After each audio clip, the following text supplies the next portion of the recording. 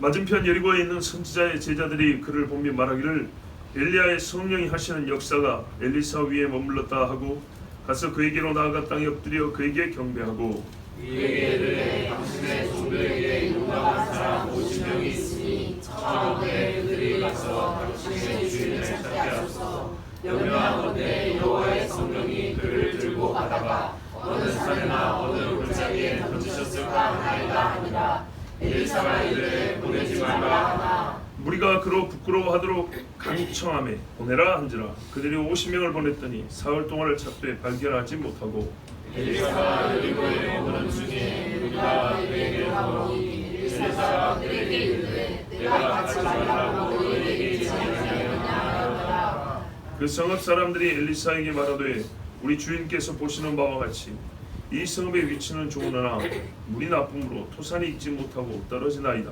엘리사가 이르되 새 그릇에 소금을 담아 내게로 가져오라 하매 곧 가져온지라. 엘리사가 물 근원으로 나아가서 소금을 그 가운데 던지며 이르되 여호와의 말씀이 내가 이 물을 고쳤으니 이로부터 다시는 죽음이나 열매 맺지 못함이 없을지니라 하셨느니라 하니 그의 엘리사가 하나님 다시 고쳐서 오늘에 이르렀더라. 엘리사가 거기서 베들로 올라가더니 그가 길에서 올라갈 때 작은 아이들이 성읍에서 나와 그를 조롱하여 이르되 대머리여 올라가라 대머리여 올라가라 하는지라. 엘리사가 뒤로 돌이켜 그들을 보고 여호와의 이름으로 저주하매 곧 숯불에서 한 곰 둘이 나와서 아이들 중에 42명을 찢었더라. 엘리사가 거기서부터 갈멜산으로 가고 거기서 사마리아로 돌아갔더라. 아멘. 자, 방금 일어난 사건입니다. 엘리야의 승천입니다. 엘리야가 휴거된 그 일을 강 건너편 여리고에 있던 제자들이 봤습니다. 그리고 엘리사가 엘리야의 겉옷을 가지고 물을 쳐서 마르게 한 다음에 건너온 것을 봤습니다. 그리고 이 제자들에게서 이와 같은 고백이 나왔습니다. 엘리야의 영감이 엘리사 위에 머물렀다. 그죠? 요즘에는 굉장히 신약적으로 번역을 해갖고 엘리사의 성령이 하시는 역사가 굉장히 풀어서 번역을 해놨는데, 하여튼 보니까 엘리사가 엘리야와 같이 된 거예요. 이것을 보고 그 다음 어떻게 했습니까? 알아봤죠. 알아본 다음에는요 어떻게 했죠? 영접하였다 되어 있어요. 그 앞으로 갔던 겁니다. 그런 다음에는요 그 앞에서 땅에 엎드렸다 그랬습니다. 절했다는 얘기입니다. 존경의 표시죠. 선생님으로 모시겠다는 그런 뜻입니다. 그런데 여러분 요즘 말 해볼까요? 엘리사는 학교를 다닌 적이 없습니다. 이 사람들은 요즘식으로 하면 학교를 다니고 있는 사람들입니다. 그죠? 그런데 학교를 다니고 있는 본인들이 학교를 다닌 적이 없었던 엘리사를 선생님으로 모시는 일이 있거든요. 예수님께도 그랬죠. 이가 글을 배운 적이 없거든. 별로 감동이 안 되면 어쩔 수 없고요. 자, 엘리사는요 하나님께 배운 사람입니다. 하나님 주신 권능을 부어받은 사람입니다. 마치 여호수아가 모세의 영감을 이어받고 그 권위를 이어받은 것처럼, 그래서 백성들이 여호수아를 받아들인 것처럼 이 제자들이 먼저 엘리사를 보고 하나님께서 엘리야의 영감을 그에게 부으셨다는 증인이 되었습니다. 그리고 그 믿음의 표로 엎드렸습니다. 엘리야의 한 존경을 그대로 보여준 겁니다. 이제는 당신이 우리에게 엘리야와 같은 사람입니다. 이런 뜻입니다. 이런 대접을 받는 엘리사는 어떤 생각이 들었을까요? 우쭐하고 어깨가 그렇게 올라갔을까요? 아니죠. 증거를 얻는 거죠. 아하, 내가 보아했던 말을 얻은 게 맞구나. 이제부터 정말 책임감을 가지죠. 아, 내가 정말로 이 백성들을 위하여 영적인 아버지로 살아야겠구나. 우리가 이런 말을 들어봤고 또 경험해 본 적이 있습니다. 얼떨결에 결혼했다고. 얼떨결에 결혼식 당일은 경황이 없습니다.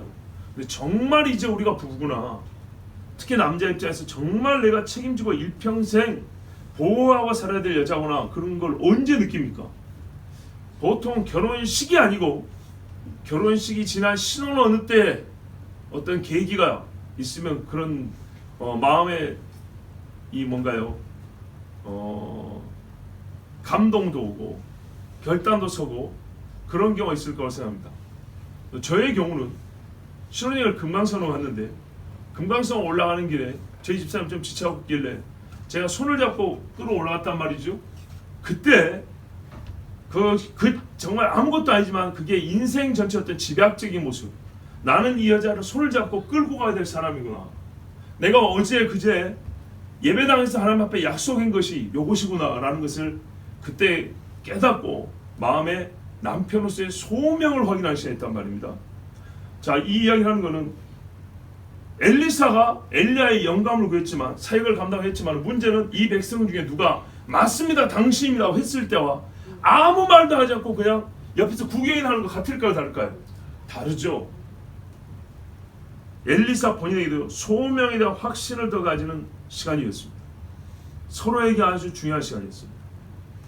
그런데 예상하지 못한 일이 있었는데 이 생도들이 엘리사에게 요청을 하나 했어요. 뭐라 그랬습니까? 용감한, 그러니까 힘센 사람 50명이 있다. 제자들이 꽤 많았던 모양이에요. 50명이 있는데 그 사람들 보내어가지고 당신의 주인, 그러니까 엘리야를 찾게 하옵소서 이랬다는 거예요. 왜 그러니까? 하나님의 신이 데려가다가 어느 산이나 골짜기에 던지셨을까? 여러분 떨어뜨리는 것도 아니고 던졌다는 말은 죽으라고 그러려고 올린 거 아니죠? 무슨 엘리야가 죄지었습니까? 그거 아니잖아요. 그래서 어떤 분이 이렇게 생각하는 경우도 있어요.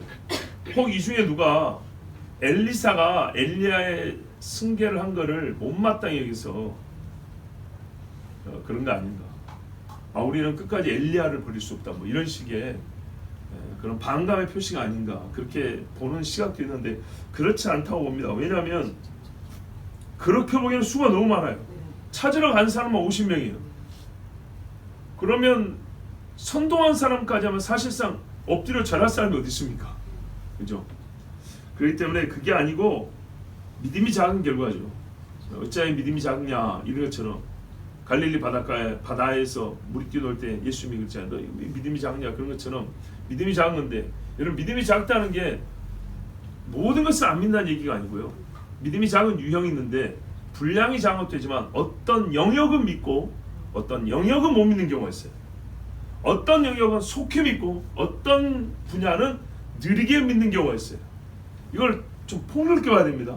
이 자들이 제자는 맞는데 지금 어떻게 해요? 믿음이 작은 자들이에요. 그래서 이 생전 처음으로 이 관계에 대하여 믿음이 강한 자들은 하나님이 하신 일이면 그냥 바로 그 자리에서 아멘이 나오는데 어떤 이들이 이 놀라운 관계에 아직 입이 다물어지지 않고 혹시나 하는 그런 생각을 갖는다 이 말이죠. 그래서 이 믿음 없는 스키들 앞으로 요한 게 아니고 엘리사가 보니까 어리단 말이죠. 그러니까 결론만 말해. 보낼 필요가 없다. 그래 하지 마라. 그 안에 뭐가 있어요? 하나님이 데리고 올라갔다 그 말이죠. 그걸 믿으라 그 말입니다. 근데 이 사람들이 어떻게 했답니까? 부끄럽도록 강청했다요. 그게 자기들 도리라고 생각했을지 몰라요. 그래도 우리가 땅에서 할 수 있는 일 한번 해보자고 혹시 모르니까 이거는 믿음이 아닙니다. 예, 혹시 모를 일도 골라가면서 해야지 이런 거는 상 받을 일이 아닙니다. 근데 부끄러워하도록 강청을 하면 어쨌습니까? 그래 그러면 보내라 그랬습니다. 엘리사의 말이 짧죠? 단답해죠? 못마땅하다는 얘기죠. 그러면 안 되는 건데 일장연설하고 가르치는 것보다 차라리 그래 한번 그래 가봐라 그 말입니다. 여러분 이게 우리의 교육 방식에도 사실 우리가 잘 쓰는 것 중에 하나입니다. 그렇죠? 이 사람들 지금 약해요. 약한 자들을 기르는 방법이 있어서 어떤 경우는요 아기들을 쓰면 꾸짖기도 해야 돼요. 그런데 모자라잖아요. 모자란 사람들은 어떻게 해야 돼요? 기다리죠. 근데 한도 끝도 없이 기다립니까? 아니죠. 기다리면 돌아올 어떤 계기가 중간에 있는 경우를 기다리는 거예요. 아시겠습니까? 교회를 계속 나오고 있어요. 그럼 기다릴 이유가 있어요. 근데 교회를 떠나다면요 어떻게 해야 돼요? 야 이놈 새끼야 그러면서 야단을 치면서 교회를 데리고 나와야 돼요. 교회 나왔는데 오늘 믿음이 안 생겨요. 그럼 어떻게 해요? 빠꾸 그래요? 다음 주에도 와. 다음 주에 안 생기면요 이제 그 사람에서 기도 안 해요? 2년, 3년, 10년, 20년 기도하는 거죠. 자, 선지자가 제자들을 가르치는 방법 봐보세요. 사실은 엘리야가 엘리사한테 모든 걸 다 가르쳐주면서 데리고 다니지 않았어요. 그냥 보고 들으라고 데리고 다니는 경우가 많았어요. 다른 사람 못지않게 가르치기도 했겠지만 이 경우에는요, 스스로 깨닫는 경험을 하도록 약간의 시간을 준 겁니다. 자, 이런 경우는 그냥 시간이 허비되면 안 되겠죠. 뭐가 약속이 돼 있는 경우죠? 스스로 깨달음이 어떻게 해요? 은혜를 저버릴 정도의 위험은 피하면서. 봐세요. 마약한다, 나이트클럽 간다. 그래, 네가 한번 경험해 봐야 돼. 그거 내둘랍니까? 그는 패가 망신입니다. 인생 망치는 겁니다. 그렇게 두는 게 아니고 뒀을 때 죄에 빠질 위험은 피하는데 요 시간을 두면 깨달을 수 있는 어떤 계기가 주어진다. 이게 보일 때 시간을 주는 것이지 지 멋대로 살아가는데도 때가 되면 돌아올 거야 이리 놔두는 건요, 방관하는 겁니다. 방관. 예? 물에 빠져 죽는 사람한테 때가 되면 살아오겠지? 아니죠. 예. 구명동도 있고 내가 수영도 가르쳐줬고 안 좋은 년이 옆에 있을 때는 어떻게 해요? 자, 수영 잘 못하는데 괜찮아, 들어가서 한 5분 동안 휘어져 봐. 그런다고요. 해볼만 하죠. 그럴 때 위험하지만 한번 해보라고 하는 것이지, 수영을 배운 적도 없고 옆에 사람도 없고 물은 깊고 물살은 빠른데 뭐 때가 되면 기어 나오겠지 그러고 던져놔버려요? 이러는 게 아닙니다. 그러니까 우리가 때가 되면 돌아오겠지도 경우에 따라 쓰는 말이지 아무 때나 쓰는 말이 아니라고요. 그냥 방관하고 내 버려둘 때 쓰는 말이 아니라 이 말입니다. 이 사람들을 보내면은 이 사람들이 지금 죄 지정한 게 아니죠. 뭐 술 마시러 갑니까? 그런 건 아니죠. 선지자 찾게 들어간 거예요. 근데 못 찾으면 어떻게 할까요? 부끄럽겠죠.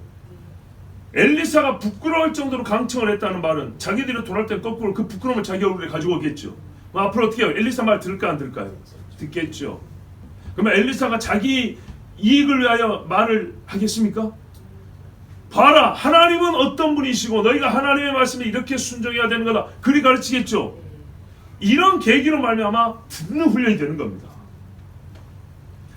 자기 생각, 자기 말, 행위에 대해 부끄러움을 느끼면서 지혜와 믿음을 성장시킬 수 있는 계기가 되기 때문에 그래, 그럼 한번 가봐라 이렇게 보낸 것입니다. 이 사람들이 지금 하는 일이 분명히 어리석은 줄 알아요. 무익한 일인 줄 알아요, 그 자체로는. 그러나 사흘간이나 엘리야의 사실상 시신찾겠다고 돌아다니는 이 바보 같은 짓을 한다 하면서는 얼마나 하나님의 말씀되는 게 효과적이며 효율적이며 유익한지를 깨닫게 되는 겁니다. 이후에는 이와 같은 일이 반복되지 않습니다. 그럴 때 한번 해보라고 하는 겁니다. 자, 그런데 이제 엘리사가요, 이 사람들 올 때까지 기다려야 되겠죠. 왜? 적어도 마지막 한마디 해주고 가야 될 거 아닙니까? 그 기다리는 중에 어쨌냐, 여리고 있었다는 말입니다. 여리고에 머물고 있었어요. 그러면은 제자들 중에 남은 자들이 있었겠죠. 자, 여리고에 있는 중에 무슨 일이 있었냐? 그게 이제 19절에 나오는데, 일단 이 사건부터 일단은 진행. 돌아왔어요. 돌아왔는데 유구무원입니다. 그러니까 엘리사가 내가 가지 말라고 너에게 이르지 아니하였냐 그랬어요. 예, 남아있는 제자들에 대하여 아마 엘리야의 승천에 관한 깊은 계시의 말씀을 전해주었을 겁니다. 왜 내가 또 이걸 구하였는지에 대하여 우리가 앞으로 이 땅에서 해야 할 일에 대하여 가르치는 시간을 며칠 가졌을 겁니다. 적어도 3일 이상. 그리고 돌아온 자들에게는 야 이놈들아 봤지 하면서 가르쳤을 것이고 그 믿음 없음을 아마 자상하게 책망을 했을 겁니다. 듣는 자들은요, 자기를 낮추고 이제 하나님 말씀을 경치하는 훈련이 되었을 것이고, 그것도 이것도 있어요. 질서와 권위를 배우는 시간입니다. 그죠? 여호수아가 모세를 이었을 때 우습게 보는 사람 일부 있었어요. 사울이 왕이 되었을 때 굉장히 조롱하고 무시하는 사람도 있었죠. 근데 하나님이 질서를 세우는 일을 하셨어요. 선지자의 성도들이 엎드려 절을 하고 인정을 했지만 여러분, 그건 한때의 사건이 되는 건 아니죠. 계속 가야겠죠. 그래서 이 일이 선지자 엘리사의 권위를 세워주시는데, 즉 제자의 무리 안에 질서를 세우는데 굉장히 중요한 사건이 되었다는 것을 우리가 짐작할 수 있습니다. 자, 여러분, 예수님의 제자들 보세요. 12명 사실 다 동급생인데 그 안에서 서로 높은 자리에 앉겠다고 싸운 거 아시죠? 주님이 그거 가만두셨습니까? 어지간한 건 그래 너희가 어리다 하면서 가지만은 그거는 절대 가만 안 뒀어요. 싸움은 무너진다 그랬고요. 높아지고 싶으면 낮아지라 그랬어요. 자, 이 나라가 지금 얼마나 어둡습니까? 여기서 선지자들 안에 혹은 선생과 제자 사이에 질서가 없습니다. 어디서부터 하나님 나라의 질서를 배우겠습니까? 하나님 나라의 구원의 계시만이 아니라 그 나라의 영적 질서가 있는 거예요. 그거를 배우는 것도 엘리사로부터 배우는 겁니다. 여러분, 부모 자식 간의 질서도 세상에 어디서 제일 잘 가르칩니까? 성경에서, 교회에서. 그렇죠? 지금은 사실상 교회에서밖에 들을 데가 없습니다. 그때 이 도시의 남자들이 엘리사에게 말을 했다 그랬습니다. 19절이죠. 그 성읍 사람들인데 사실은 이제 남자들이 온 겁니다. 그 동네 몇 사람들이 와가지고 엘리사에게 말하는데 뭐라 그럽니까? 우리 주인께서 보시는 바와 같이. 우와, 굉장히 존칭 아닙니까? 그죠? 주라고 부른 겁니다. 그리고 그냥 말한 게 아니라 간구한 겁니다.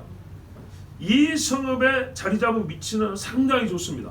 물이 잘 흐르고 앞에 강도 있고 평지도 있고 뒤에 산이 있고 굉장히 위치가 좋습니다. 그래서 가나안의 초입이고요, 큰 성이었고요. 근데 물이 나빠서 토산이 익지 못하고 떨어집니다. 요즘에 우리가 갔을 때, 여리고 갔을 때 좋은 과일들 많이 나왔죠. 그렇죠? 근데 그때 당시는 어떻게 해요? 좋은 과일을 잘 못 맺었다는 얘기입니다. 위치가 좋았는데. 근데 옛날부터 사람들이 오래 많이 산 걸 보면 물이 좋았던 곳이라고 볼 수 있습니다. 근데 어느 때 안 좋아진 거죠.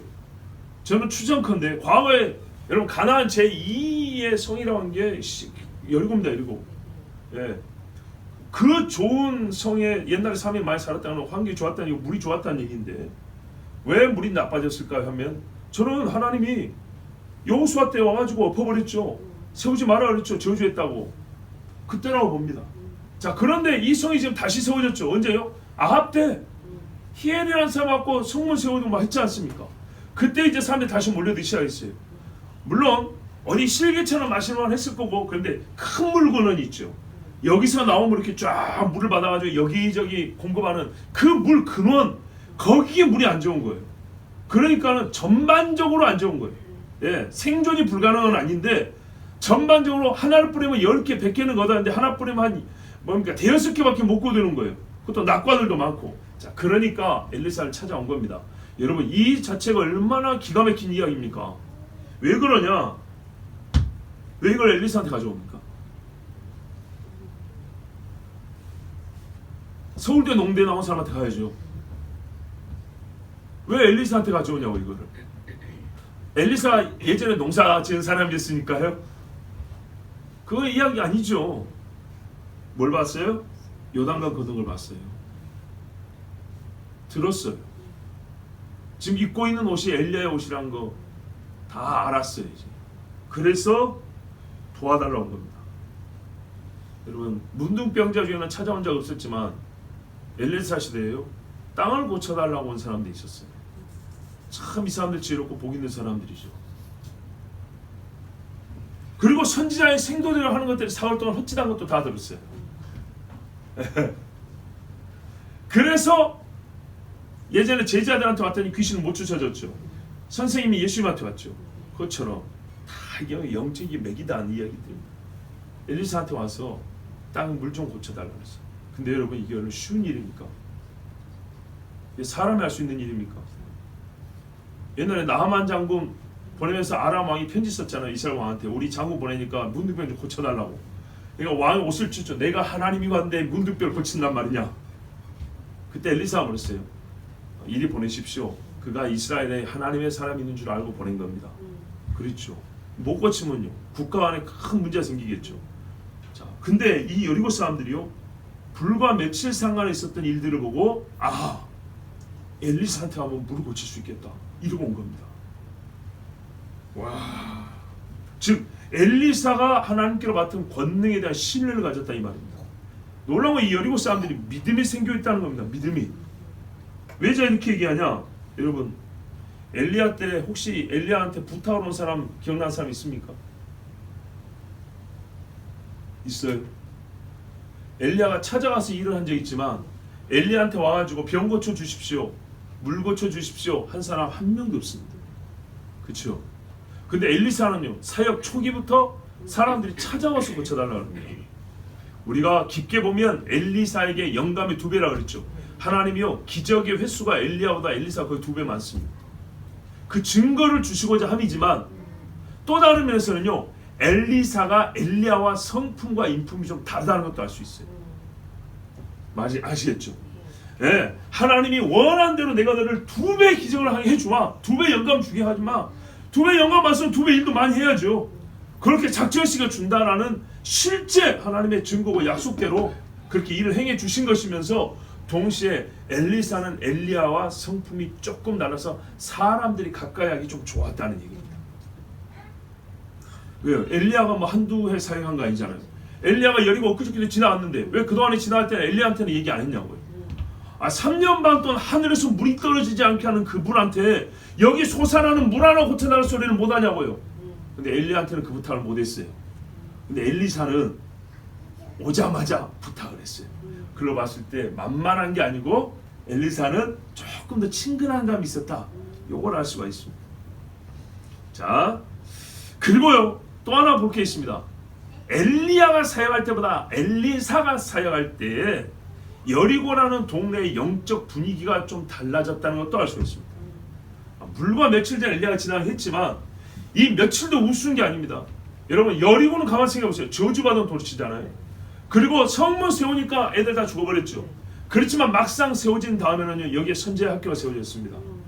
그리고 선지자들이 다니고 하나님의 역사가 눈앞에서 보이는 곳이 되었습니다. 여러분 그 있잖아요. 우상 숭배한 곳인데 그곳이 하나님을 경배하는 곳으로 바뀌었을 때 그죠? 저주의 장소와 축복의 장소로 바뀌는 경우가 있어요. 중요한 건 사람입니다.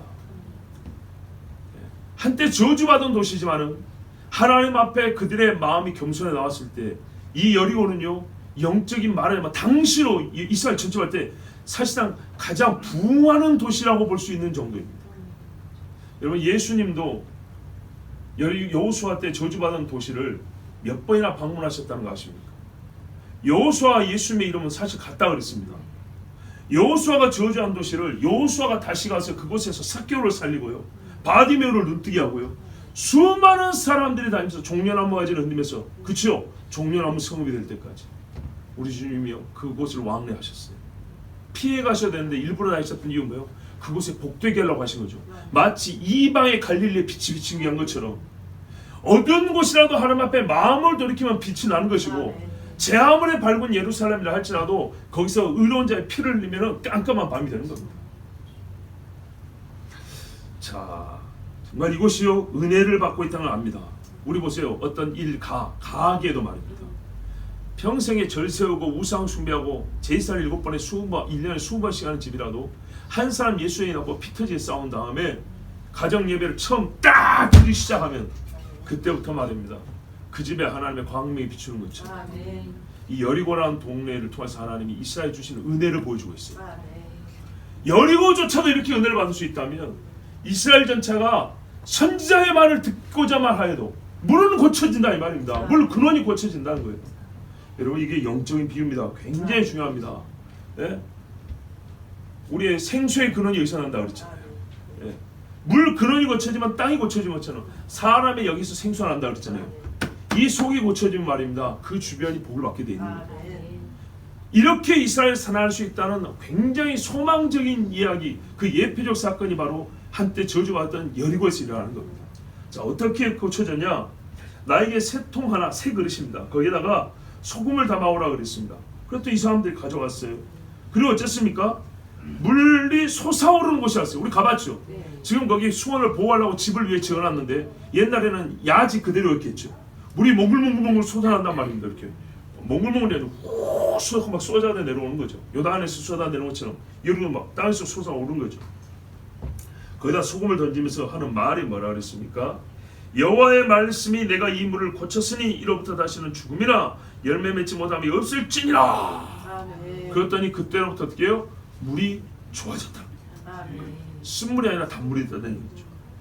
자, 여기서요 엘리사가 물을 고친 방식은 굉장히 희한합니다. 왜 이렇게 했을까요?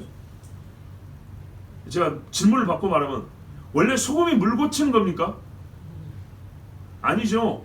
짠물 내게 하는 거지 뭐 물 고치는 건가요? 그리고 여러분 물 근원에다 던지면 이게 물 속 샘으로 막 소금이 들어가가지고 치료를 합니까? 물 계속 올라오고 있는데 물에 소금이 떨어지자마자 물이 계속 올라오고 있으니까 떠밀려갈 뿐이죠. 그렇죠. 떠밀려가지고 이게 속으로 들어가지도 못해요. 무슨 돌멩이 던져놓은 것도 아니고. 이게 무슨 말이냐? 소금이 물을 거친다는 게 아니란 얘기예요. 소금이 물을 거쳐서 그렇게 한 게 아니에요. 소금 자체 효력이 아니고요. 만약에 소금의 효력이 있다면 왜 굳이 또 새 그릇이어야 돼요? 헌 그릇이면 뭐 안 됩니까? 새 그릇도 새 그릇 나름이죠. 이 새 그릇 갖고 나무로 된 새 그릇 갖고 왔을 수도 있어요. 이왕이면 금으로 된 걸 가져오면요. 그릇의 재질도 요구하지 않았어요. 그냥 새 그릇 소금 담아오라고 그랬어요. 그죠? 그릇이나 소금이나 문제 있는 건 아니었어요. 그렇죠? 그런데 여러분, 좋은 그릇은 집에 여러 개 있지만은 한 번도 안 쓴 그릇은 찾기 좀 어렵죠. 그렇죠? 그리고 여기가 소금 나는 동네인가요? 조금 멀긴 하죠. 사이점 밑에하고 좀 멀죠. 소금은 예나 지금이나 귀한 겁니다. 사르밧 과부 집에 가가지고 기름 한 방울 남았고 밀가루 한 줌 남았는데 그거를 가져오라 그랬습니다. 그거 꼭 먹어야 능력이 나타납니까? 그건 아니죠. 뭘 보려는 거죠? 순종의 시험입니다. 아니 고쳐주려면 나는 그가 나와서 내 머리 안수하여 고쳐줄 줄 알았다. 자기 신의 이름을 부르면서. 근데 뭐 더러운 요단강에 7번 들어갔다 나왔다라고. 이게 좀 물리적이고 의학적인 얘기를 하는 게 아닙니다. 어떤 방식이든 간에 하나님의 능력을 믿고 내가 순종하는가를 물어보는 거지. 그걸 확인하려는 겁니다. 성경의 전체적인 맥락을 잘 봐야 됩니다. 물은 이렇게 고친다는 게 아닙니다. 수단과 방식의 특정성이 문제가 아니고 믿음과 순종을 시험하고 이 사람들이 과연 하나님의 규례를 따르는가. 아니 죄 사는데 왜 양을 잡아야 되죠? 왜 쓴나물을 먹어야 되죠? 이렇게 입이 만큼 나서 묻는 것이 아니라 아하 이 안에 하나님의 구원의 섭리가 있다 아멘 하는 걸 보는 겁니다.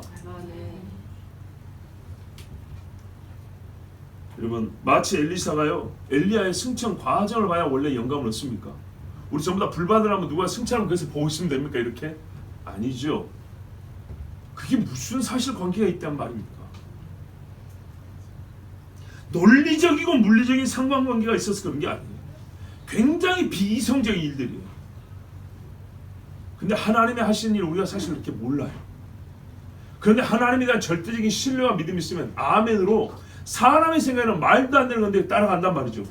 그러면 사는 겁니다. 이 세상에 아직도 이해 못하는 게 있어요. 하나님이 사람이 잡고 십자가에 죽는데 그거를 보고 믿으면 구원을 받는다고? 세상의 99%가 지금 이해를 못하고 있습니다. 완전히 하나님을 싫어하는 이 나라에 필요한 게 뭡니까? 하나님을 믿지 않으며 하나님을 믿지 않은 주의 말씀에 순복하는가 그렇지 않은가를 보는 겁니다. 모세에게도 한 게 그거 아닙니까? 반성을 명한할 때는 명하는 거고 치라 하면 치는 거고 지팡이를 내밀하면 내미는 거고 노뱀을 달아가지고 노뱀을 달면 해독이 됩니까? 이건 의학적이고 논리적이고 물리적인 문제가 아니라니까요. 믿음의 문제라고. 항상 원리는 똑같아요. 여리고가 과연 복을 받느냐 못 받느냐는요 소금이 많으냐 안 많으냐 소금을 아낌없이 퍼줄 수 있느냐 못 퍼느냐 아니고 하나님이 주신 말씀에 순종하느냐에 달려있는 겁니다. 본래 기적이란 거는 하나님의 능력이 주님 홀로의 의지에 따라 일어난 일 아닙니까?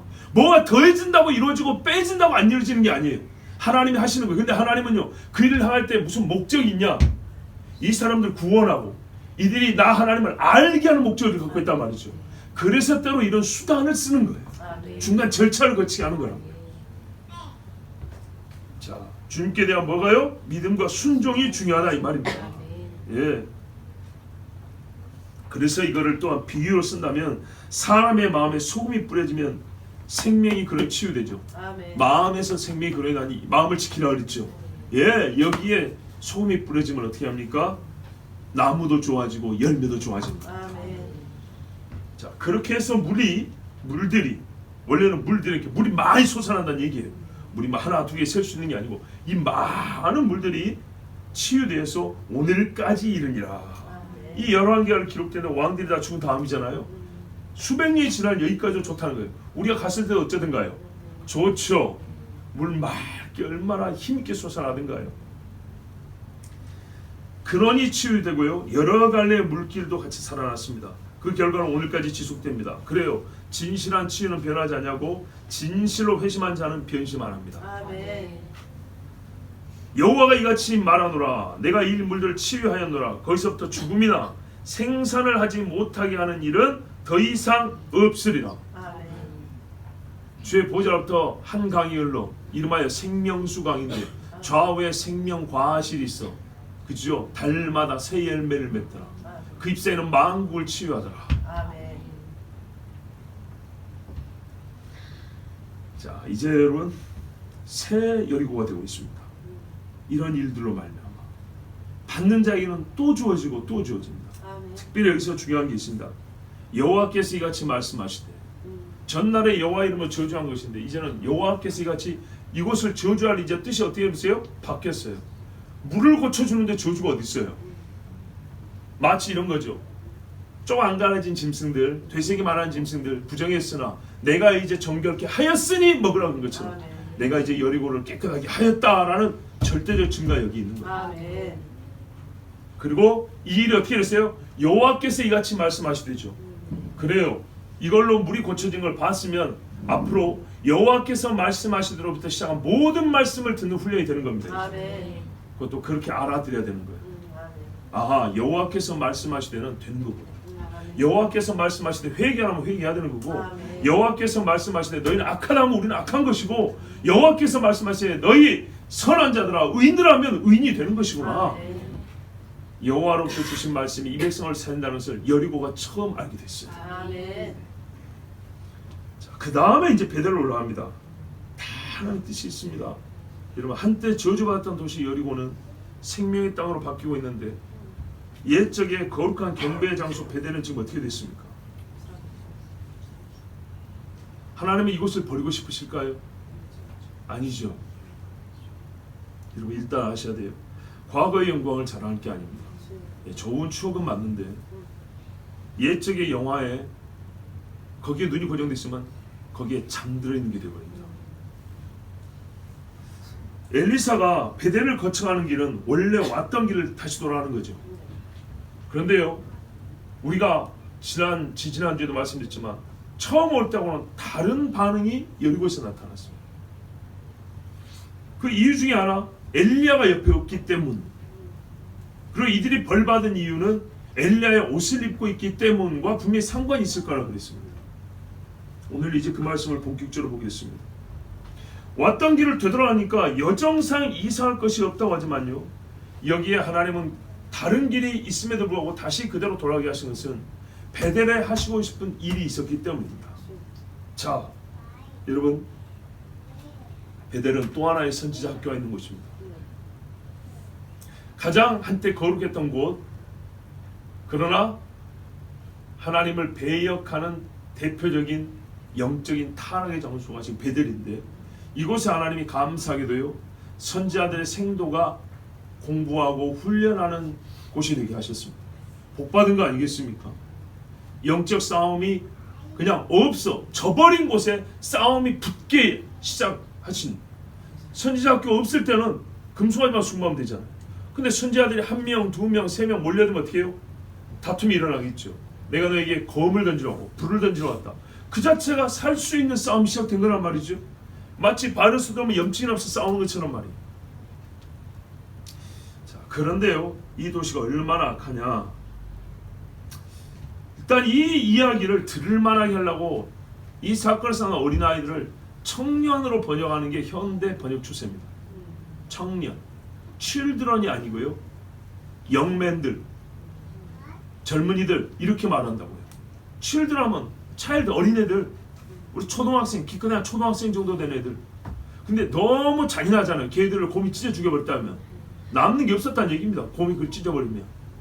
근데 10대 후반이나 20대 초반의 청년이면 그나마 조금 안도의 한숨. 하나님이 그렇게 잔인한 분이 아니다고.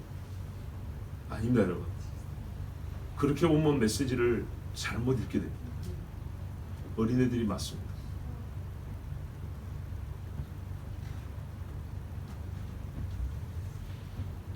여러분, 이 아이들이기 때문에요. 죽은 사람의 아이들이기 때문에 베델의 영적 상태를 우리가 제대로 볼 수 있는 겁니다.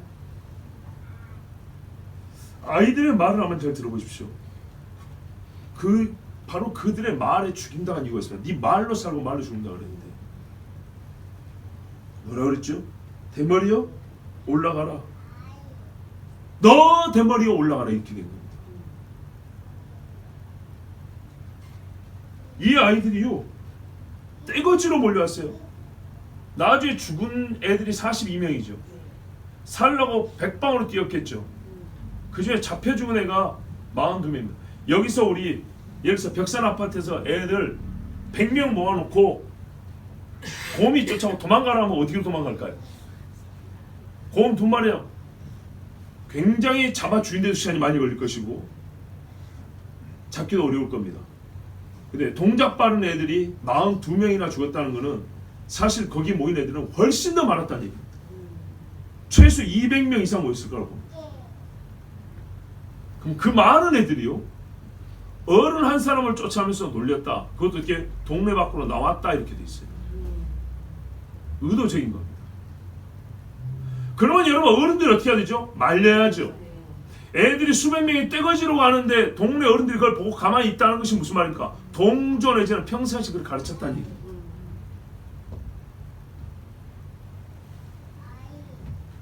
아이들이 어른을 인신공격해서 따라하는 경우는요 제 어린 시절에 비슷한 사건이 있어서 제가 알아요.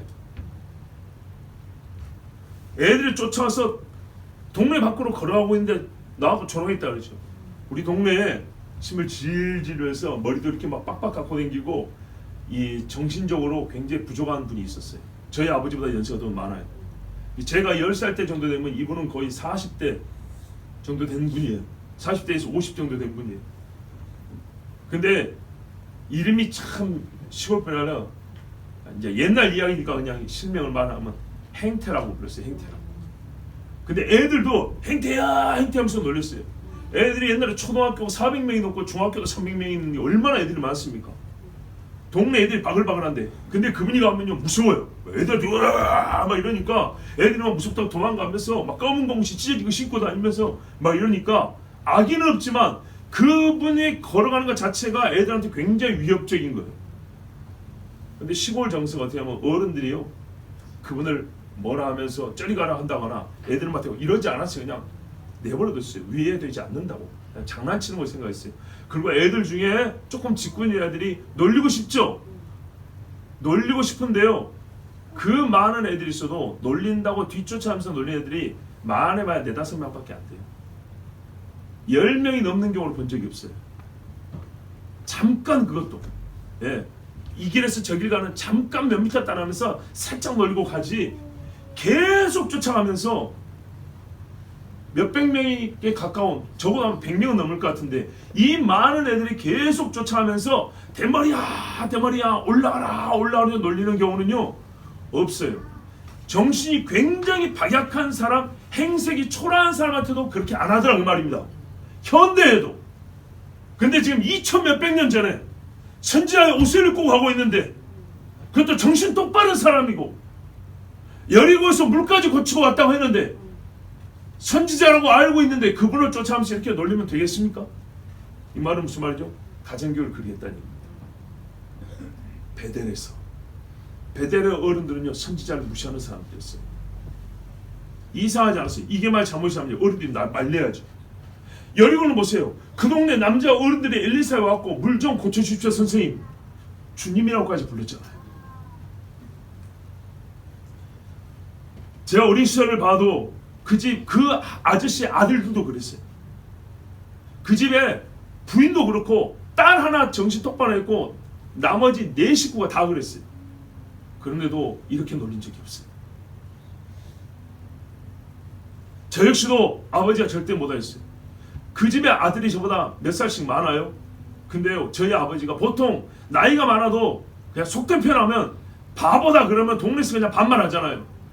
저희 아버지 혹시 제가 반말할까봐 니보다 나이 많은 형인데 반말하지 마라 그랬어요. 저 반말 안 했다 그랬어요. 근데 이걸 몇 살 때 가르치는지 아십니까? 45살 때까지 가르쳤어요 아버지가. 네? 작년인가 재작년까지 저한테 가르치더라고요. 그 아저씨의 아들 저보다 8살인가 몇 살 많은데 제가 뒤에 형자를 안 붙인 줄 알고 니보다 나이가 많은데 그렇게 이름 부르면 되겠냐? 이렇게 했어요. 내가 45살짜리 아들한테. 믿는 사람은 그리 가르친다 이 말입니다. 근데 이게 할 짓입니까? 어떻게 가르쳤을까요? 얘들이요 서로 연락하고 있었던 감정을 표현합니다. 똑같은 감정들이 있었던 거죠. 애들 중에 누구는 그러면 안 된다 이런 애들이 없어요. 집단 형성의 한마디로 즉흥적인 행동이 아니에요. 이게 어른한테 이렇게 쭈삣쭈삣 못하게 돼 있어요. 훈련된 행동이에요. 적어도 이론 교육을 많이 받은 거예요. 엘리야는 무섭다 그랬죠. 감히 못했던 거예요. 근데 엘리사는 이제 왔죠. 해볼 만한 거예요. 지그들 딴에는. 그대로 부모가 가르쳐준 거예요. 적어도 이 마을의 영적 환경과 가르침이요. 어린 아이들로 하여금 여러분 힘이 좀 있는 20대 정도 되면은 몇 명 껄렁껄렁한 애들이 있다 하지만 힘도 없는 조그만 애들이 이랬다는 건요. 봐보세요 여러분 10살짜리 이런 거는 분명히 부모가 가르친 거예요. 적극적인 아니어도 부모가 방조적으로 가르친 거예요. 이 마을의 영적 환경은 애들까지도 아무렇지도 않게 선지자를 향하여 그의 육체적 흠결을 할 수 있는 정도 대머리를 가지고 우습게 여기고 조롱하고 쫓아가면서까지 계속 놀려대고 이게요 평시자 선지자에 대한 이 사람 베델 사람들의 인식이었어요. 선지자는 그렇게 되는 사람들. 왜? 아합시엘 사람은 이렇게 우습거든요. 숨어버리고 어디 도망가고 찔러도 찍소리 하나 못하고. 그리고 이 사람들이 있으면 피곤하다. 이 베델에서 나는 고기 좀 뜯어먹고 사는데 저 선지자들이 한 것들 와가지고 얼마나 피곤한지 모른다. 저것들을 쫓아내야 된다. 예수님 쫓아내려고 하는 데가 얼마나 많았습니까? 그래서 쫓아내고자 했어요. 그런 말들을 계속 하니까 부모가 할머니 할머니 계속 많이 하니까 애들도요 당연하다고 생각하는 거죠. 그리고 이런 일들이 부모를 기쁘게 하느냐 생각하시고 이 동네에서 말리는 사람이 한 명 없잖아요. 여러분 어떤 일이 있었어요? 북이스라엘과 남유다가 싸우는데 나중에 어떤 일이 있습니까? 북쪽이 이겼어요. 그래서 남쪽에서 형제들 포로를 끌고 왔는데 옷도 벗겨놓고 밥도 안 주고 물도 안 주고 사람들이 거의 죽어갖고 왔어요. 그럴 때 어떻게 했어요? 성읍의 장로들이 나와가지고 야 이놈들아 아무리 그래도 형제를 이렇게 끌고 오면 되냐? 기름 발라주고 뭐 이거 다시 옷 입혀서 돌려보내 그랬죠. 이게 어른이 하는 일이에요. 그런데 애들이 이러고 있어도 하나 말린 사람이 없었어요. 여러분 단도직입적으로 말씀드립니다. 자식을 죽게 하고 싶으면 꼭 베델 사람처럼 하면 됩니다. 정말 꼭 베델 사람처럼 하면 죽습니다. 그걸 원하는 분들은 없죠. 여러분 이 아이들은요 다 들었어요. 어른들이 한 이야기예요. 엘리야가 승천하고 엘리사가 그를 승계했던 걸 다 들었어요. 그리고 그 사람들은 이미 엘리야를 미워하는 사람들이었어요. 그러면 무서워서 함부로 말했어요. 왜? 불을 쏟았다 했잖아요. 불로 꼬실러 버렸다 했잖아요. 그 함부로 못했어요. 근데 지금 눈앞에는요 소위 작은 엘리야가 와 있어요. 아직은 해볼 만한 자로 여겨졌어요. 그래서 엘리야에게는 하고 싶었지만 못했던 것 아쉬운 대로 엘리사한테는 해볼 만했어요. 왜? 아직 불 떨어지는 거 못 봤거든요. 여러분 현실로 생각해보세요. 실제로 우리에게 몇 년여간에 있었던 일이라고 이게. 그랬어요? 엘리야의 옷까지 입고 있으니까 얼마나 미혹했어요. 예. 제2의 엘리야. 니한테 우리가 한번 해보자. 이를 빠득빠득 까고 있는데 마침 엘리야가 나타나니 이 조그만 애들까지 우습게 하고 어른들은 웃으면서 뒤따라갔겠죠. 그랬어요? 2배로 모욕을 실어가지고 엘리사를 쫓아내려고 한 거죠. 그런데 여기 올라가란 말이 있죠. 올라가는 말이 무슨 말일까요? 그렇죠. 1차적으로는 지금 방향이 위쪽이니까 올라가라 빨리 꺼져버려라 이런 말로 들리겠죠. 그런데요 이게 사실은 어떤 의미냐면 네가 하늘로 올라가 봐 그런 말이에요. 지금 입고 있는 게 선생님 옷이잖아요. 선생님이 올라가면서 준 옷이라면서 아니 그렇게 따라다니느니 왜 선생님이 갈 때 니는 안 올라갔니? 애들 화법은 좀 다르면 애들식의 말이겠지만 의미는 그런 말이라고요. 의미는 예? 하늘로 올라가 버려. 네 선생님처럼 똑같이 올라가 버려. 왜 제자인 너는 두고 갔대? 같이 올라가지. 아이고 제자라고 하더니 꼴 좋다 뭐 이런 식으로 올라가 봐 이런 거예요. 선지자여 올라가 보소서. 여러분, 엘리사가 여기 오기 전까지요 종기를 놓고 왔어요. 이 동네에서는요 극과 극이에요. 이게 이 동네가 저주받을 이유인 겁니다. 하나님이 주의 종에게 주신 영광과 또한 종말지고 예언적인 예표, 그 승천 휴거와 그 권능을 입은 것, 이런 일들, 물을 거친 것, 이런 것까지 베델은요 지금 다 더하여 봤잖아요. 더하여 들었잖아요. 여리고 사람들은 여기까지 봤는데 베델 사람들은 여리고까지 보고 왔잖아요. 그런데도 하는 짓을 보십시오. 하나님 주신 이 예표와 메시지들을 다 우습게 여기는 망발일삼는 거예요. 그래서 선지자가 경노한 겁니다. 그리고 저주한 겁니다. 뭐 저주의 내용에 꼭 곰이 나서 찢어 죽여라 이런 말은 없었을지 몰라요. 뭐 사자도 있고 이리도 있으니까. 그런데 하여튼 저주하자 어떻게 했어요? 이들은 곰에 찢어 죽었어요. 자, 이때 행간이 있는다 그랬죠. 제가 그래서 자꾸 부모 이야기하죠. 이 아이들이 죽었을 때 제일 슬퍼하는 자가 누구일까요? 부모죠. 가인이 아벨을 때려 죽였을 때 가인이 슬픔이 큽니까? 아담과 하와가 슬픔이 큽니까? 먹는 날에는 정령이가 죽으리라 했단 말이죠. 내가 죽는 것보다 자식이 죽는 것이 더 아프고, 자식이 자식을 때려 죽이는 일을 본다는 것은 살아있지만 이거는 살 이유가 없을 정도예요. 베델의 부모들, 베델 사람들, 그 세대가 벌을 받은 겁니다. 여기서 회개를 했으면 참 좋았을 거예요. 그죠? 근데 여러분, 성경이 뭐라고 기록하냐? 나중에 유다가, 남유다가 똑같이 이 죄를 지어서 바벨론에 끌려갔다고 되어 있습니다. 이 죄가 얼마나 크냐면 유다가 망할 죄라고 그랬어요. 그래서 베델 사람들이 벌 받은 것에 대해 우리는 괜히 위로하는 척, 하나님을 변호하는 척, 제발 그런 짓 하지 말라고 제가 수없이 말씀드리죠. 하나님은 항상 하나님 사람보다 의로워요. 아멘. 역대하 36장 15절에서 17절에 뭐라고 되냐면, 유다가 꼭 이 것 때문에 많은데 그 조상들의 하나님 여호와께서 그의 백성과 그 거하시는 곳을 아끼사 부지런히 그의 사신들, 선지자들을 그 백성에게 보내어 이르셨으나, 예수님 때도 그랬죠. 암탉이 제 새끼를 품었지 내가 몇 번이나 선지자를 보냈냐고. 그의 백성이 하나님의 사신들을 비웃고, 자, 옛날 번역이 그의 말씀을 멸시하며 그의 선지자를 욕하며 여호와의 진노를 그의 백성에게 미치게 하여 회복할 수 없게 하였으므로 하나님이 갈대아 왕의 손에 그들을 다 넘기심에 그가 와서 그들의 성지에서 칼로 청년들을 죽이며 청년 남녀와 노인과 병약한 사람을 긍휼히 여기지 아니하였으며. 아멘. 유다가 왜 망했다고요? 선지자를 보냈는데 욕하고 멸시하고 비웃었대요. 그래서 어떻게 했다고요? 남녀노소 가리지 않고 성전에서부터 다 쳐 죽여버렸대요. 예루살렘도 이렇게 했다는 거예요. 그럼 북쪽은 어떻게 했겠어요? 그 이전에 이 죄가 먼저 쌓였죠. 근데 그 먼저 쌓인 죄를 어디서 상징적으로 봤어요? 베델이요. 베델을 보니까 이스라엘이 어떤 상태인지 알 수가 있는 거예요. 보세요. 세상이 그래요. 세상이 점점 어두워지는데 어느 곳에는 선지자가 들어와서 복음을 전해서 하얗게 땅이 변하고 있어요. 근데 전체는 어두워진 거예요. 이 땅이 마지막 때니까 깜깜한데 선교사가 들어가지고 어느 한 지역은 밝아요. 여리고처럼 어느 한 지역은 죽은 줄 알았더니 살아나는데 우미도 온데 있다 이 말이죠. 그러나 전체적으로는요 새까매지고 있는 거예요.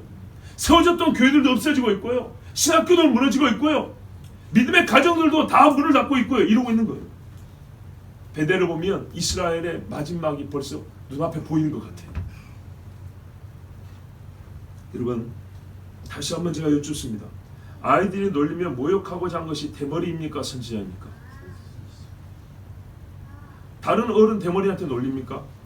아니죠. 선지자를 놀린 겁니다. 질문을 이렇게 나눠보면 명확합니다. 대머리를 놀린 게 아니라 선지자를 놀리고자 하는 겁니다. 그런데 그 선지자가 마치 뭐예요? 외모가 대머리였던 겁니다. 습관이 되어서 이 아이들이 평소에도, 그러니까 이렇게 잘못 배운 애들은 평상시에 입이 좀 잘못됐겠죠. 그래서 어른들을 우습게 하는 말버릇이 있었을지는 모르지만 오늘 이 지경까지 한 것은 여호와의 선지자이기 때문입니다. 그래서 하나님이 이 아이들을 죽이신 것은 하나님이 죽인 겁니다. 대머리를 올려서가 아니라 선지자를 모욕하고 하나님을 욕되게 했기 때문입니다. 자, 그런데 이때 어쩌냐면 애들이 뒤따라면서 계속 주라고 놀리는 거예요. 엘리사가 가다가 참았어요. 예, 엘리사가 그냥 바로 죽인 게 아니라 참았어요. 여러분 엘리야 때도 마찬가지예요. 처음에 와서 엎드린 사람을 죽이려고 했으니까 안 그랬죠. 참았어요. 뒤를 돌아봤습니다. 여러분 뒤를 돌아볼 때 기회입니다. 어른이 가다가 뒤를 딱 돌아보면 애들이 움찔이라도 해야 될 거 아닙니까?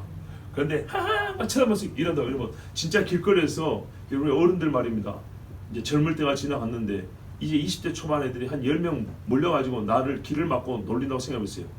우리 남자 어른들요 화는 나지만 육체로 해볼 수가 없기 때문에 모욕을 당하고 옵니다.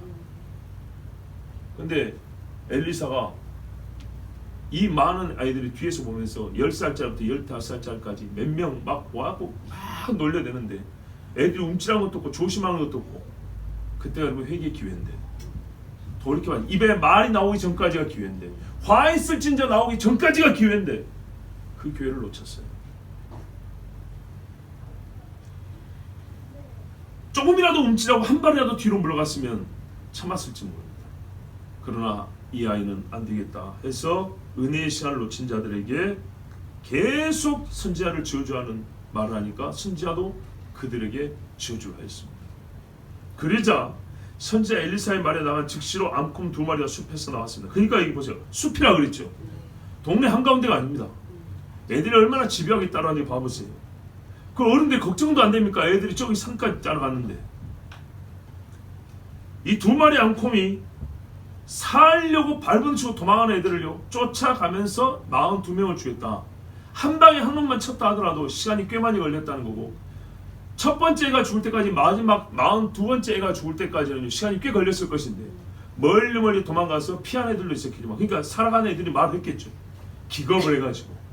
근데 42명이 죽었다는 것은 아주 짧지 않은 상당한 시간 동안 살육이 지속됐다는 얘기고 정말 베델에 참혹한 관계에 여기저기 애들 살점과 창자와 깨진 뼈조각들이 흩어져 있다는 걸 여러분 생각을 해보세요.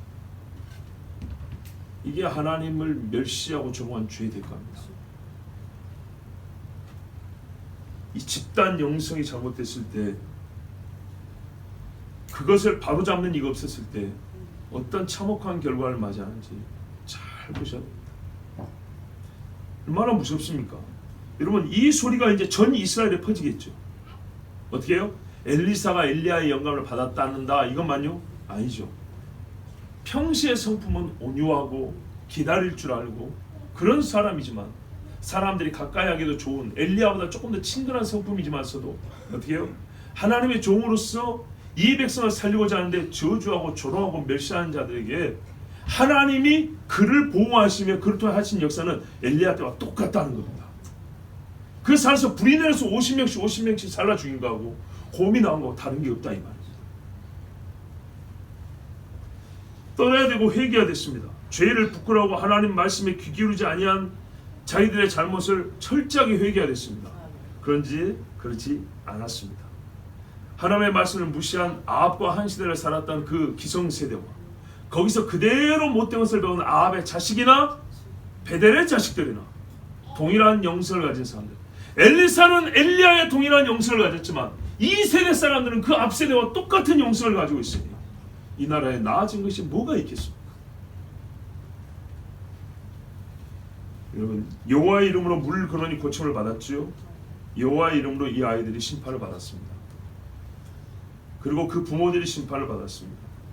악한 세대 독사의 자식들을 저주하신 분은 하나님이십니다. 여러분 가나안 땅에서 오셨어요. 아이들을 살려두었더니 나중에 어떻게 됐습니까? 아이들이 자라서 어떤 자가 될 것인가, 이 애들이 컸으면 무엇이 될까 하면 잘 생각해 보십시오. 여러분 이 아이들이 자란 세대가 이 다음의 왕들의 때인데 1년짜리 왕, 6개월짜리 왕, 2달짜리 왕,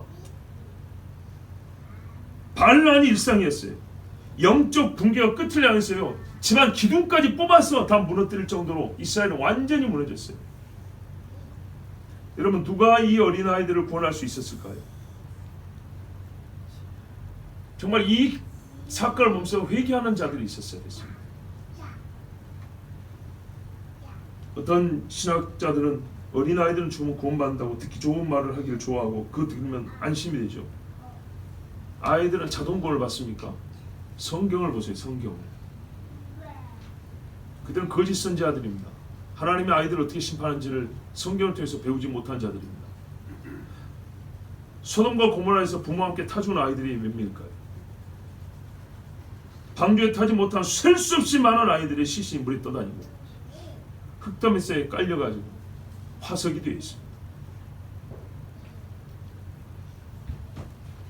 태산 같은 산이 흙이 그대로 없어 앞사고 상자 터져 죽은 아이들이 얼마나 많은지 아십니까? 매튜 헨리 400년 전에 정말 훌륭한 목사님인데 제가 존경하는 그 목사님이 뭐라고 말했냐? 하나님은 의로운 하나님으로서 영광을 받으셔야만 한다. 비록 어린아이들이라 할지라도 하나님은 죄를 미워하시고 죄에 대해 반드시 회개, 계산하실 것이다. 악하고 파렴치한 무리로 하여금 하나님을 두려워하며 떨게 하라. 또한 어린아이들로 하여금 악한 말을 쓰는 것을 두려워하게 하라. 왜냐하면 그들의 말을 하나님이 들으시기 때문이다. 또 그들로 하여금 정신과 육체에 결함이 있는 자들을 조롱하지 못하게 하고 도리어 불쌍히 여기게 하라. 특별히 그들로 하여금 만일 하나님의 백성들이나 사역자들을 조롱하며 그들의 선행을 비웃으면 바로 그들 자신이 위험에 빠진다는 사실을 알게 하라. 너 이러다 하나님 앞에 벌받는다 이렇게 가르치라는 얘기입니다. 자녀로부터 위안을 얻고자 하는 부모들은 우리 자녀 다 잘되기 바라죠. 자녀로부터 기쁨을 얻기 바라죠. 그렇다면 자녀들을 잘 양육해야 하며 그들 안에 있는 어리석음을 쫓아내는데 때를 놓치지 말고 최선을 다해야 한다. 왜냐하면 훈계하기를 게을리한 자녀로부터 선한 것을 기대하는 것과 좀 더 주의를 기울였다면 능히 막을 수 있었던 일을 슬퍼하는 것은 너무나 헛된 일이기 때문이다. 지금 가르쳤으면 막을 수 있었는데 또 나중에 아차 그때 제대로 가르칠 것 얼마나 헛되냐 이 말이죠. 지금 입에서 바른 말이 나오게 하나님의 거룩한 일을 멸시하는 말하면 그 자리에서 고치라 이 말이죠. 그러나서 갈멜산으로 갔습니다. 갈멜산은 뭡니까? 하나님의 정원이라고 그러죠. 하나님의 정원 뜻이 그렇습니다. 근데 그거를 바알에게 바쳤으니 그걸 다시 뺏어온다고 엘리사가 거기서 싸웠던 거 아닙니까? 엘리야가 싸웠던 그곳 엘리사가 그곳을 찾아가서 하나님 앞에 보면 뭐 있을까요? 저는 생각에 일종의 서원을 했을 거라고 봅니다. 사도 바울도 이미 사명 감당하지만 내가 주께 서운한 일이 있어 하면서 일정 기간 동안 나시린처럼 살았던 이야기가 있죠. 그래서 엘리야가 고독하고 힘들 때 호렙산을 모세 선생님 선배의 흔적을 찾아 그곳에 하나님을 찾아봤던 것처럼 엘리사도 아마 엘리야의 영적 전투 자리 거기 가서 자기의 마음을 정말 굳은 결심을 하고 그래 내려왔고 하나님과 서원을 하고 아마 번제도 했겠죠. 거기서 하나님 앞에 경배하고 돌아왔을 거라고 이거는 추정이지만 뭐 우리 같아도 그렇게 했을 건 아니겠습니까? 그리고 사마리아로 되돌아갔다 했습니다. 여러분 사마리아 어디입니까? 사역지죠. 사역지 그죠? 사역지 그렇지만 가장 위험한 곳. 사실 우리 그리스도인들이 제일 위험한 곳이 우리가 사역하는 곳입니다. 저 같은 경우도 옛날에 교회 사역 봉사를 참 많이 했는데 이 말씀 사역 때문에 신학교를 가고 목회자가 됐습니다. 친구들에게 그렇습니다. 여기가 전선이라고. 지금 우크라이나하고 러시아하고 싸우고 있잖아요. 후방에서 지원도 하고 수송도 하고 공급도 하지만 두 군대가 딱 맞닿아서 총 쏴고 서로 주먹질하는 데 있죠. 요거를 전선이라고 그럽니다. 우리에게 전선은 강단이다. 사실상 여기서 칭찬도 받고 여기서 욕도 얻어맞고 여기 섰기 때문에 미움도 받고 여기 섰기 때문에 존경도 받는 거다. 여기 섰기 때문에 하나님께 상도 받고 여기 섰기 때문에 하나님 앞에 벌떡 책망도 받을 수 있는 거다. 여기가 영적인 전선이다. 전선. 여기 한 수 후방 있으면 안전한데 뭐하러 위험하게 이 전선에 쓰려고 하냐. 그거는 사람이 원해서가 아니고 하나님이 부르신다 하면 쓰는 겁니다. 엘리사가 바로 그거 갑니다.